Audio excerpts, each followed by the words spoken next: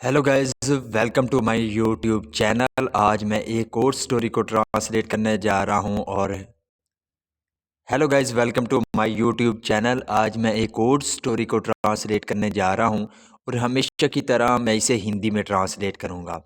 इस वीडियो में मैं आपको वर्ड बाय वर्ड मीनिंग के बारे में बताऊंगा और साथ में ग्रामर के पार्ट को भी कवर करूंगा।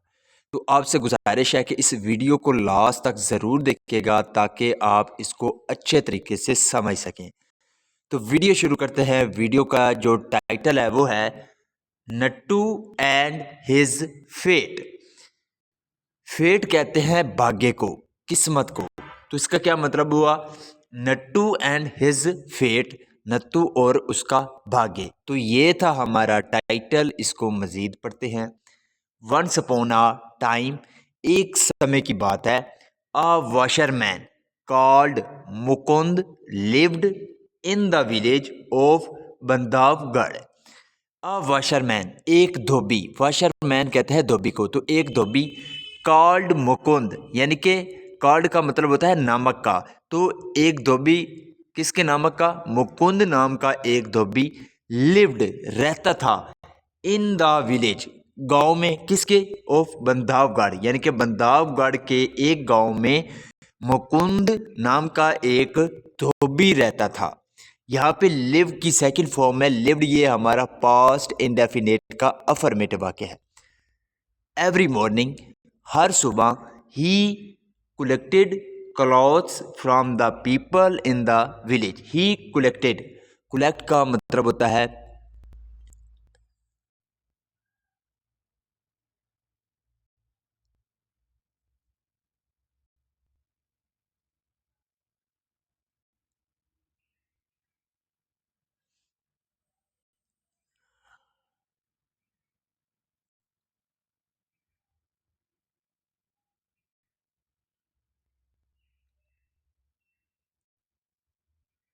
कलेक्ट का मतलब होता है इकट्ठा करना।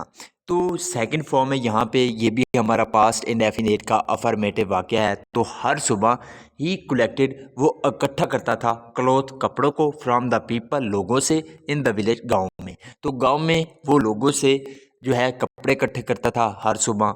ही then washed, cleaned, ironed and return them every evening. He then, वो फिर क्या करता था? वॉश्ड, धोता था, क्लीन्ड, साफ करता था, आयरन, और प्रेस करता था, यानी कि इस्त्री करता था, एंड रिटर्न देम, और उनको वापस लुटा देता था, एवरी इवनिंग, हर शाम। Mukund had so much work to do each day. Mukund had so much work, यानी कि मुकुंद के पास बहुत ज़्यादा काम था। टू डू ईच डे, हर दिन करने के लिए। सो इसलिए ही had kept an ass called Nattu to help him. So इसलिए ही हैड केप्ट, उसने रखा हुआ था। यहाँ पे हैड के साथ वर्ब की थर्ड फॉर्म है। ये हमारा पास्ट परफेक्ट टेंस का वाक्य है। तो उसने रखा हुआ था एन एस, एक गद्दा रखा हुआ था, कॉल्ड नत्तू, नत्तू नाम का एक उसने गद्दा रखा हुआ था, टू हेल्प हिम, उसकी मदद करने के लिए।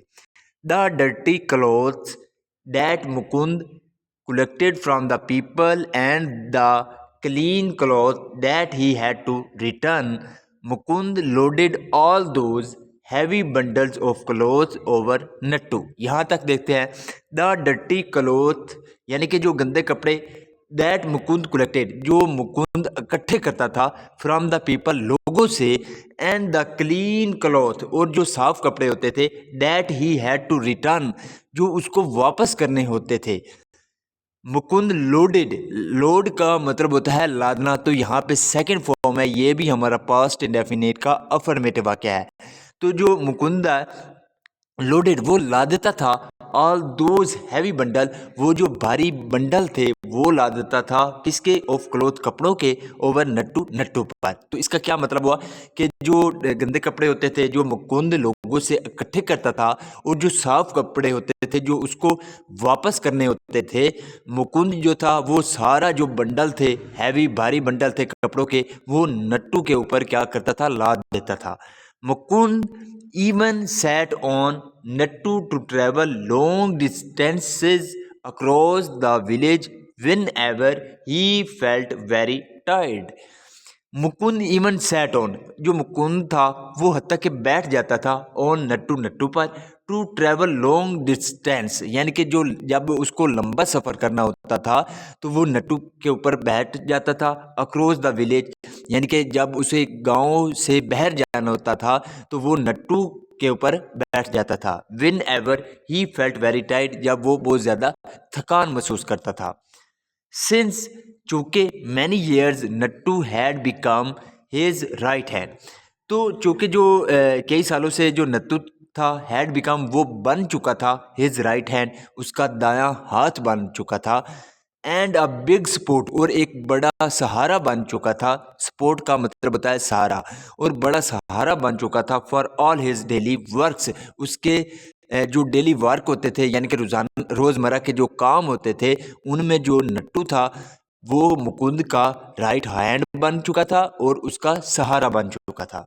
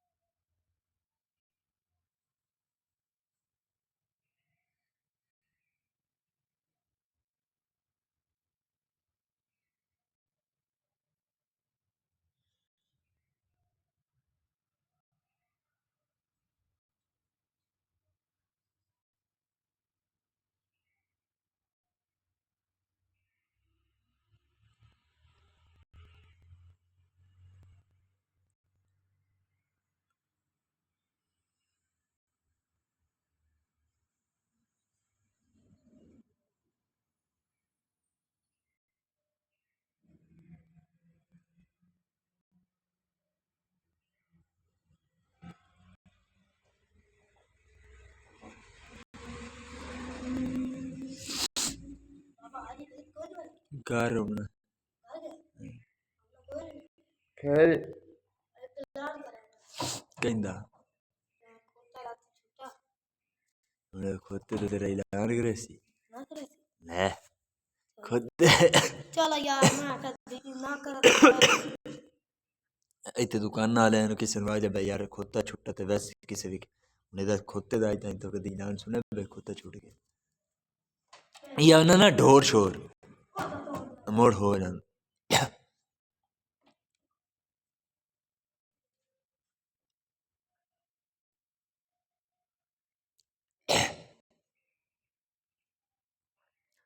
बट वन डे, लेकिन एक दिन मुकुंद रियलाइज का मतलब होता है किसी चीज़ का एहसास होना, तो यहाँ पे सेकंड फॉर्म है रियलाइज्ड। तो मुकुंद को एहसास हुआ डैट के नट्टू हैड ग्रोन, के जो नट्टू है हैड ग्रोन वो क्या हो गया है वेरी टू ओल्ड, यानी कि वो बहुत ही बूढ़ा हो गया है, एंड वीक और कमज़ोर हो गया है, टू हेल्प मी मेरी मदद करने के लिए, एंड डू माई वर्क और मेरा काम करने के लिए।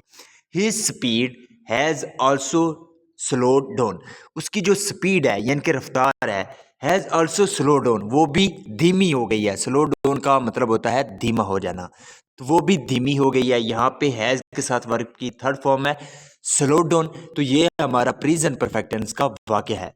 And he gets tired very soon, और वो जल्दी थक जाता है। टायर्ड का मतलब होता है थक जाना। He can't even take care of himself, he can't even take care का मतलब होता है ख्याल रखना, तो वो हत्ता के खुद का भी ख्याल नहीं रख सकता। If I leave him alone, अगर उसको मैं अकेला छोड़ देता हूँ। The other strong animals and the villagers always trouble and square him a lot. The other strong animal यानी कि जो दूसरे जो मजबूत जानवर हैं, एंड द विलेजर और जो गांव वाले हैं, ऑलवेज ट्रबल वो हमेशा परेशान करेंगे, and square him a lot और उसको बहुत ज़्यादा डराएंगे। स्केयर का मतलब होता है डराना। No one lets him to graze properly and everyone just starts to shoo him away. No one lets him to graze, graze का मतलब होता है चरना, तो कोई भी उसको चरने नहीं देगा प्रॉपरली, यानी कि प्रॉपरली तरीके से उसको कोई भी चरने नहीं देगा। And everyone just starts to shove him away. Shove away का मतलब होता है भगाना, तो हर कोई उसको भगाने लगता है। Even I am unable to protect him well. Even हत्ता कि I am unable to protect him, मैं भी उसको प्रोटेक्ट नहीं कर पाता अच्छे तरीके से। Give me some idea god, give me some idea यानी कि मुझे कुछ विचार दो ए गॉड। सडनली अचानक वन नाइट एक रात Mukund found a dead tiger near the river. Found का मतलब होता है मिलना पाना, तो मुकुंद ने पाया या मुकुंद को दिखा अ डेड टाइगर, एक मरा हुआ जो शेर था।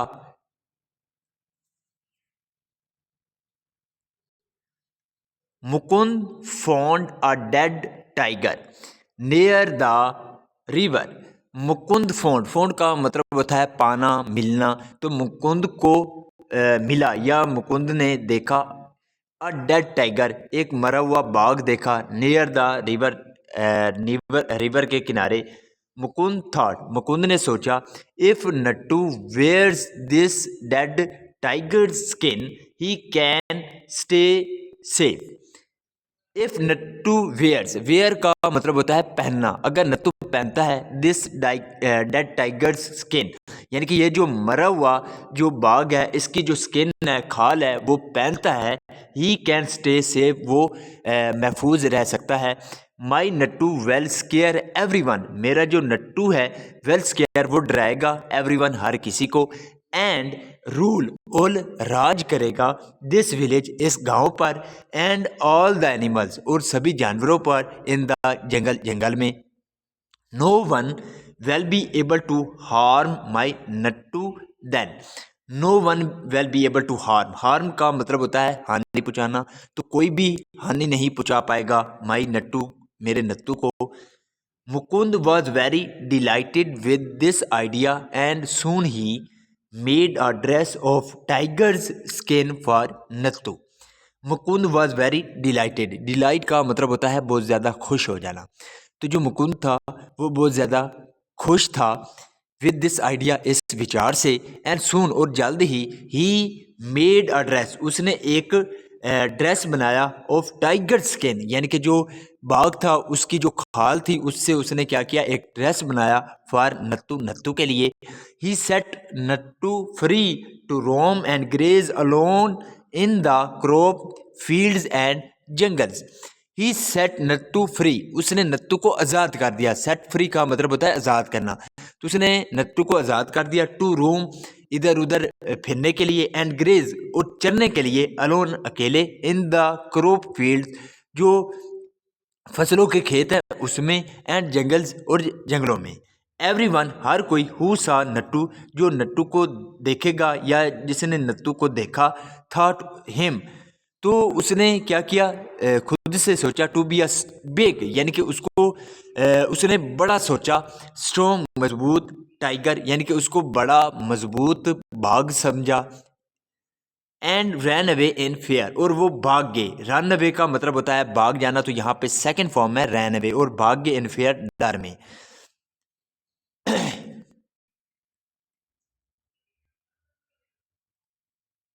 एवरीवन हु सा नट्टू, एवरीवन, हर कोई। हु सा, जो देखता नट्टू, नट्टू को। Thought him to be a big, तो उसने समझा। टू बी अ बिग, एक बहुत बड़ा स्ट्रॉन्ग मजबूत। टाइगर, बाघ को कहता है, तो उसने उसको एक बड़ा मजबूत बाघ समझा। एंड रन अवे, और वो भाग जाते थे इन फेयर, डर से। रन अवे का मतलब होता है भाग जाना, तो यहाँ पे सेकंड फॉर्म है रन अवे, तो वो भाग जाते थे। Nattu was able to graze and eat the crops and grass freely now. Nattu was able to graze, अब जो नट्टू था वो चर पाता था। ग्रेज का मतलब होता है चरना। एंड ईट, और खा पाता था द क्रॉप्स, फसलों को। एंड ग्रेस फ्रीली, और जो घास होती थी उसको आज़ादी से वो अब खा पाता था। Mukund and Nattu both became very happy by fooling everyone. Mukund and Nattu यानी कि जो मुकुंद और नट्टू थे वो दोनों बिकेम वेरी हैप्पी, वो बहुत ज़्यादा खुश हो गए बाय फूलिंग एवरीवन। फूलिंग का मतलब होता है मूर्ख बनाना, तो लोगों को यानी कि एवरीवन हर किसी को वो मूर्ख बनाने के लिए क्या हो गए, वो बहुत ज़्यादा खुश हो गए। वन डे एक दिन it was a harvest season, तो एक कटाई का मौसम था। हार्वेस्ट का मतलब होता है कटाई, तो कटाई का मौसम था। A farmer wearing a grey blanket came to the field where Nattu was also grazing. A farmer एक किसान, वेयरिंग पहने हुए, अ ग्रे ब्लैंकेट यानी कि भूरे रंग का ब्लैंकेट पहने हुए, केम आया, कम की सेकंड फॉर्म है केम, ये भी हमारा पास्ट इंडेफिनिट का अफर्मेटिव वाक्य है। तो वो आया टू द फील्ड, खेत में आया, वेयर जहाँ पे नट्टू वाज आल्सो ग्रेजिंग, यहाँ पे नट्टू भी चर रहा था। ग्रेज का मतलब होता है चरना, तो यहाँ पे वाज के साथ वर्ब की फोर्थ फॉर्म है, ये हमारा पास्ट कंटिन्यूअस टेंस का वाक्य है और इस तरह के वाक्य के आखिर पर रहा था, रही थे आता है। जस्ट व्हेन यानी कि तभी, the farmer bent down, bent down का मतलब होता है नीचे झुकना, तो यहाँ पे सेकंड फॉर्म है बेंट डाउन। तो जो किसान था वो नीचे झुका, टू वेज काटने के लिए, एंड प्लक और तोड़ने के लिए, सम क्रॉप्स कुछ फसलों को। Nattu foolishly Nattu foolishly mistook that the bent farmer was an ass like him। Nattu जो नत्तू था फुलिशली यानी कि मूर्खता से, मिस्टोक यानी कि उसने समझ लिया, डैट के द बेंट फार्मर यानी कि जो झुका हुआ किसान है, वॉज एन एस वो एक गद्दा है, लाइक हिम उसकी तरह। नट्टू गॉट वेरी एक्साइटेड, जो नट्टू था वो बहुत ज़्यादा एक्साइटेड हो गया, to see a fellow ass यानी कि टू सी देखकर, अ फेलो एस यानी कि एक साथी गद्दे को देखकर वो बहुत ज़्यादा एक्साइटेड हो गया। इन द सेम फील्ड उसी खेत में, he started to bray loudly with joy and ran closer towards the farmer. He started उसने शुरू कर दिया, टू ब्रे, ब्रे का मतलब होता है रेंगना, तो वो रेंगना शुरू हो गया। ब्रे का मतलब होता है ढींगना यानी कि जो गद्दे आवाज निकालते हैं उसको ब्रे बोलते हैं। तो उसने ढींगना शुरू कर दिया लाउडली जोर से, विद जो है खुशी के साथ, एंड रैन क्लोजर और वो क्लोज भागा यानी कि करीब भागा, टू वर्ड द फार्मर किसान की ओर वो भागा। The farmer heard Nattu's real voice and realized that it was an ass। The farmer heard जो किसान था उसने सुना, नट्टूज रियल वॉइस, यहाँ पे नट्टू के बाद अपॉस्ट्रॉफी एस का प्रयोग किया गया है, इसका मतलब होता है का के की। तो जो किसान था उसने नट्टू की असली आवाज़ सुनी एंड रियलाइज और उसको एहसास हुआ डैट के इट वॉज एन एस के ये एक गद्दा था। Oh my god, this was not a tiger, ये एक बाघ नहीं था, हु वुड किल मी जो मुझे मारेगा, बट लेकिन ही वॉज एन एस लेकिन ये एक गद्दा था, हु वॉज ग्रेजिंग जो कि चर रहा था, एंड फिनिशिंग और ख़त्म कर रहा था, द क्रॉप्स फसलों को, इन माई फील्ड मेरे खेत में, सिंस चूंकि सो मैनी मंथ्स यानी कि कई महीनों से। Mukund how dare you, Mukund तुम्हारी हिम्मत कैसे हुई, एंड यूर एस और तुम्हारे गद्दे की, टू ट्राई टू फूल यानी कि मूर्ख बनाने की, एंड स्केयर एवरीवन और हर किसी को डराने की। यानी कि उसने कहा कि मुकुंद तुम्हारी और तुम्हारे गद्दे की हिम्मत कैसे हुई मूर्ख बनाने की और हर किसी को डराने की। नाउ अब यू वेट, तुम इंतज़ार करो, एंड वॉच और देखो, व्हाट आई डू नेक्स्ट कि मैं आगे क्या करता हूँ। द फार्मर बेबल्ड टू हिमसेल्फ, बेबल्ड का मतलब होता है बड़बड़ाना, तो जो किसान था वो बड़बड़ाया टू हिमसेल्फ यानी कि अपने आप में वो बड़बड़ाया, इन डीप एंगर वो ज़्यादा गुस्से में। ही क्विकली किल्ड नट्टू, उसने तुरंत ही, क्विकली का मतलब होता है तुरंत ही, तो उसने तुरंत ही किल्ड मार दिया नट्टू को। तो इसका मोरल क्या है, even a thousand disguise can't change your real identity. Even a thousand disguise, disguise का मतलब होता है भेस, यानी कि हत्ता के हजारों जो भेस है, कांट चेंज, वो नहीं बदल सकते। You are one real identity, यानी कि जो तुम्हारी असली पहचान है उसको वो कभी नहीं बदल सकते। So this is the video guys. अगर आपको ये वीडियो अच्छी लगी हो तो इस वीडियो को लाइक कर दें, चैनल को सब्सक्राइब कर दें ताकि इसी तरह की आने वाली वीडियो आप तक पहुंचती रहे। Have a nice day, good bye.